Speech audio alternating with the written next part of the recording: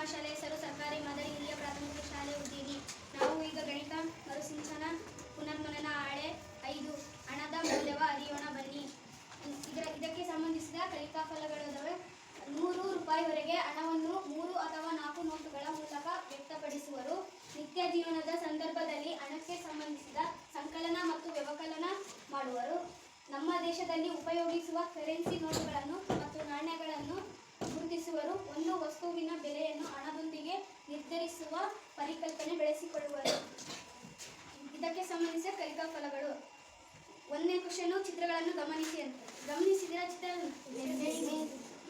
ಚಿತ್ರ ಕೆಳಗೆ ತೀರ್ಮಾನ ಅಂತ ಕೊಟ್ಟರಲ್ಲ, ಅಲ್ಲಿ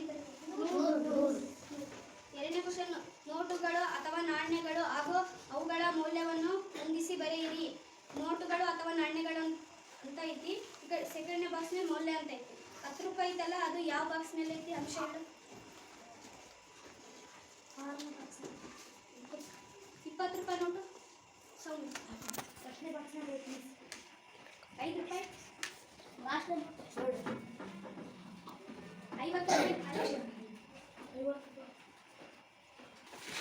50 ರೂಪಾಯಿ ನೋಟ್ ಐತಲ್ಲ, ಅದು ಎಷ್ಟನೇ ಬಾಕ್ಸ್ನಲ್ಲಿ ಐತಿ? ನಿತೀಶ್ 100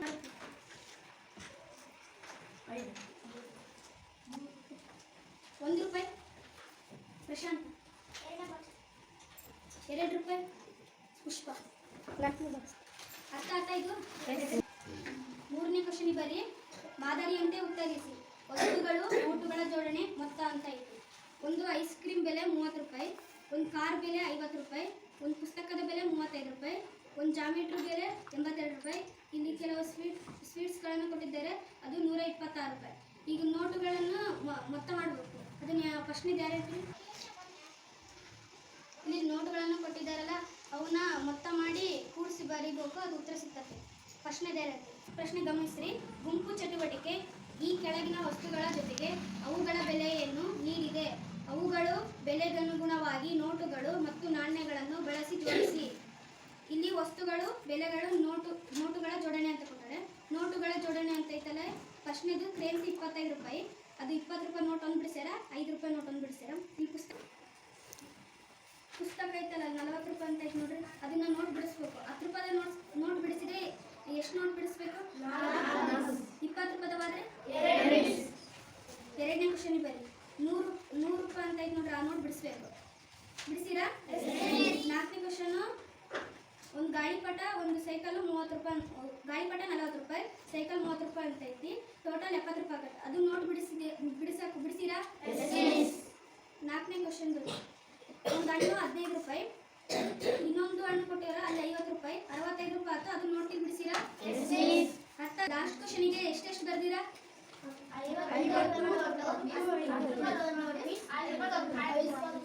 ಅರ್ಥ ಆಯ್ತಾ? 5ನೇ ಕ್ವಶನಿಗೆ ಬರಿ. ಗೆರೆ ಎಳುವ ಮುಖಾಂತರ ಹೊಂದಿಸಿ ಬರೆಯಿರಿ.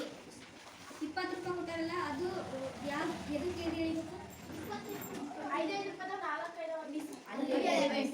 50 ರೂಪಾಯಿದು ಇಲ್ಲಿ ಕೂಡಿಸಿದ್ರೆ ಎಷ್ಟಾಗತ್ತೆ? 100 ರೂಪಾಯಿದಾದ್ರೆ 5 ರೂಪಾಯಿ ಅಂತ ಐತಲ್ಲ, ಅದು ಅರ್ಥ ಆಯ್ತಾ ಇದು? 6ನೇ ಕ್ವಶನ್, ಕೋಷ್ಟಕವನ್ನು ಗಮನಿಸಿ ಉತ್ತರಿಸಿ ಅಂತ ಐತೆ. ಆಟಿಕೆ ಜೆಸಿಬಿಯ ಬೆಲೆ ಎಷ್ಟು? ಪುನೀತನ ಬಳಿ ಇರುವ ಹಣ 50. ಆಟಿಕೆ ಕೊಳ್ಳಲು ಪುನೀತ್ಗೆ ಇನ್ನೂ ಬೇಕಾಗಿರುವ ಹಣ 40. ಅರ್ಥ ಆಯ್ತದು? ಆಟಿಕೆ ಕಾರಿನ ಬೆಲೆ 100. ಇಂಚರಳ ಬಳಿ ಇರುವ ಹಣ 38 ರೂಪಾಯಿ. ಆಟಿಕೆ ಕಾರು ಕೊಳ್ಳಲು ಇಂಚರಳಿಗೆ ಇನ್ನೂ ಬೇಕಾಗಿರುವ ಹಣ 7ನೇ ಕ್ವಶನ್ ನಾಳೆ ಮಾಡ್ಕೆ ಮರ್ಷನ್ ಐತೆ ನೋಡ್ರಿ. ದೀಪು ಅಂಗಡಿಯವರಿಗೆ ನೀಡಿದ ಹಣ 100 ರೂಪಾಯಿ. ಚಾಕ್ಲೇಟ್ ನ ಬೆಲೆ 80 ರೂಪಾಯಿ. ಅಂಗಡಿಯವನು ಹಿಂದಿರುಗಿಸಬೇಕಾದ ಹಣ 20 ರೂಪಾಯಿ. ಇನ್ನೊಂದು ಐತೆ ನೋಡ್ರಿ ಅದ್ರ ಕೆಳಗೆ. ನಿಖಿತಾ 2ನೇ ಕ್ವಶನ್, ನಿಖಿತಾ ಅಂಗಡಿಯವರಿಗೆ ನೀಡಿದ ಹಣ 100 ರೂಪಾಯಿ. 1 ಕಿಲೋಗ್ರಾಂ ಟೊಮೊಟೊ ಬೆಲೆ 45 ರೂಪಾಯಿ.